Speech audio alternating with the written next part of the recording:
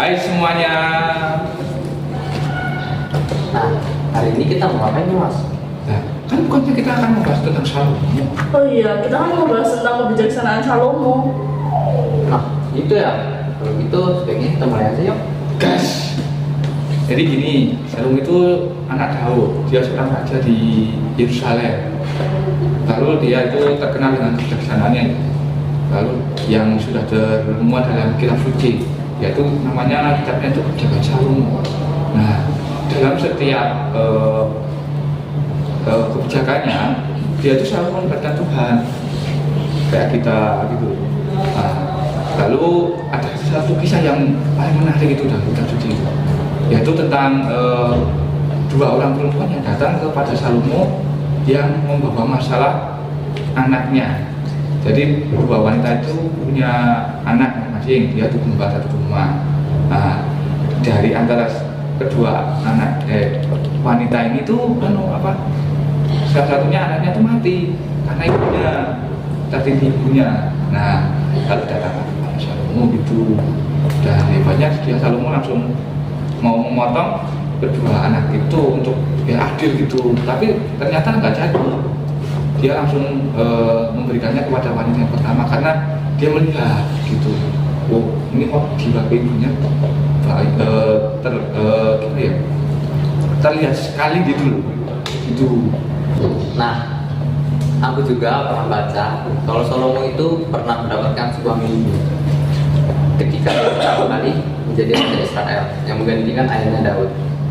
Nah, di situ Salomo meminta kebijaksanaan kepada Tuhan. Hal itu membuat Tuhan senang, sebab Salomo tidak meminta kekayaan, umur panjang, ataupun kemenangan. Oleh karena itu, Tuhan menjadikan Salomo menjadi orang yang bijaksana di bumi. Tuhan juga menjadikan dirinya kaya, dihormati, dan dimuliakan. Kebijaksanaan Salomo ini juga sangat berdampak loh, apalagi waktu pemerintahan Israel pada masa itu. Yerusalem mengalami kemakmuran yang belum pernah terjadi oleh raja sebelumnya.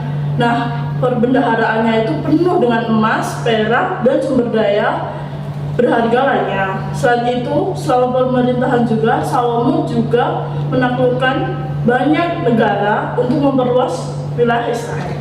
Nah, Salomo juga tuh melakukan hal yang hebat lainnya loh. Nah, seperti membangun bait suci yang terkenal itu loh. Yang pertama di Yerusalem, yang sampai terkenal sampai sekarang itu loh, yang disembah untuk kaum Yahudi sekarang. Nah, ini kan tempat yang suci, makanya ini kan sebuah tempat peribadatan lah, kayak kita di gereja gitu tuh. Nah, dengan keindahan dan kemegahan yang luar biasa tentunya ya, itu loh. Nah, selain terkenal karena kebijaksanaannya ini, Salomo tuh juga menulis beberapa karya, termasuk salah satunya itu kitab Amsal, kemudian kitab Pengkhotbah, lalu juga ada kitab Kidung Agung, dan banyak karyanya ini berisi hikmat dan nasihat yang berguna bagi kehidupan kita di setiap harinya. Wah, ternyata kalau kita dengar, Salomo ini ternyata menyala itu ya. Anugerah yang diberikan oleh Tuhan pada Salomo benar-benar membawa kemakmuran bagi bangsa Israel. Nah, betul, memang Salomo itu adalah raja Israel yang paling menyala di antara segala raja Israel. Tapi kejayaannya itu tidak bertahan lama. Pada saat Israel dan Salomo sedang di masa yang sedang makmur-makmurnya, ternyata hal itu malah mendatangkan malapetaka dan godaan yang menghancurkan segala isi dan sisi kejayaan Israel serta membuat Tuhan menjadi murka. Nah, teman-teman, rupanya Salomo juga pernah terjerumus loh dalam penyembahan berhala, yang dimana ia melakukan tindakan yang tidak menyenangkan di hati Tuhan. Dari akibatnya, yang diperbuat kerajaan Israel pun runtuh. Nah, Tuhan Salomo itu mengingatkan kita ya tentang akibat yang mungkin terjadi jika kita mengabaikan perintah-perintah Allah. Dosa dapat menyebabkan kerugian dan konsekuensi yang tidak diinginkan dalam hidup kita. Siapa sih yang tidak mau mendapat konsekuensi dari Tuhan? Kan berat. Oleh karena itu kita harus berusaha untuk hidup dalam kepatuhan kepada Allah dan menghindari dosa. Apalagi kita harus kalau kita itu kan kita ya mengaku dosa untuk membuka hubungan dengan Tuhan. Itu loh. Nah, kisah dari Salomo ini dapat memberikan kita tuh inspirasi serta teladan gitu, agar kita mencari kebijaksanaan, lalu menghargai hal-hal yang lebih penting dari kekayaan materi semata, dan tetap setia kepada Allah serta menghindari dosa.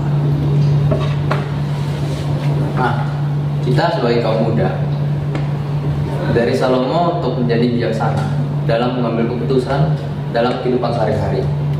Mereka dapat belajar memikirkan konsekuensi dari tindakan mereka dan pertimbangan nasihat orang yang lebih berpengalaman sebelum mengambil keputusan tersebut. Nah, kan kita tahu dia punya kekayaan yang besar. Kan kekayaan itu bukanlah segalanya bagi kita, apalagi di hidup kita ya. Kita juga dapat mengambil inspirasi dari Salomo, menggunakan kekayaan mereka dengan bijaksana dan memberikan kepada mereka yang membutuhkan. Itu loh. Mereka dapat belajar, kita terlalu terpaku pada materi, tapi menggunakan kekayaan mereka untuk membangun kehidupan yang bermakna dan membantu orang lain. Harta, jabatan, apalagi wanita adalah racun yang lebih berbahaya daripada pisaulah yang membuat manusia menghalalkan segala cara untuk mendapatkannya. Seperti Salomo, dia rela untuk meninggalkan Tuhan demi wanita, demi kekayaan. Kenapa akhirnya? Dia terjerumus dalam dosa yang dia menyembah berhala. Ya kan? Oh, jadi seperti itu ya, Mas. Terima kasih lah. Aku jadi lebih paham seperti apa kisah Salomo. Oh iya, kalian dari kisah-kisah ini kan pernah baca-baca di kitab-kitab ya, di yang menceritakan Salomo. Ya. Nah, kalian kan punya ayat favorit yang menjadi pegangan untuk kalian. Kamu apa sih? Aku sih dari Amsal bab 10 ayat 12. Nah, bunyinya itu kebencian menimbulkan pertengkaran, tetapi kasih menutupi segala pelanggaran. Oh, gitu ya. Iya. Kalau kamu apa? Kalau aku dari Amsal 3 ayat 5 sampai 6 yang berbunyi, percayalah pada Tuhan dengan segenap hatimu dan janganlah bersandar pada pengertianmu sendiri.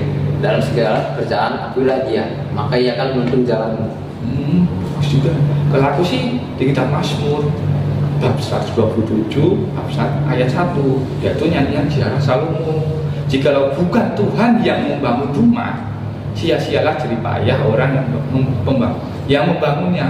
Jikalau Tuhan yang mengawal kota, sia-sialah pengawal yang berjaga-jaga. Itu loh. Jadi walaupun kita kita mengatakan ya kita sia saja. Oh iya, kita selesai. Kita mau bahas apa? Selesai kan? Mending kita pergi dulu kita. Oke, sekian teman-teman, bye bye.